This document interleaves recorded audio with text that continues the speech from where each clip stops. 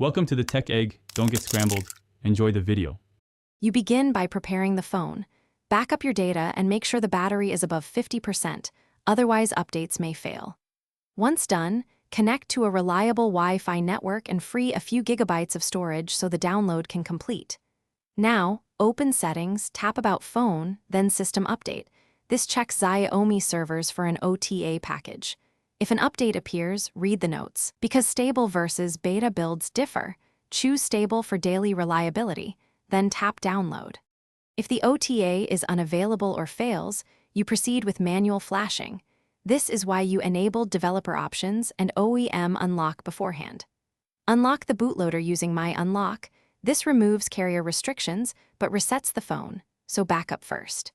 Next, download the matching Fastboot ROM for Redmi Note 7 Pro and install Xiaomi USB drivers plus My Flash on your PC.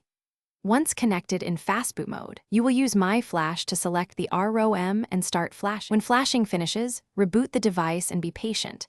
First boot can take 5 to 10 minutes as apps optimize. Once the system is up, restore your backups and verify the new build number in Settings About Phone so you know the update applied correctly. If something goes wrong, for example a boot loop, immediately boot into recovery. Try wiping cache first, and if that fails, reflash the Fastboot ROM via My Flash. Keep a charged phone and USB cable ready. Backups save you from data loss.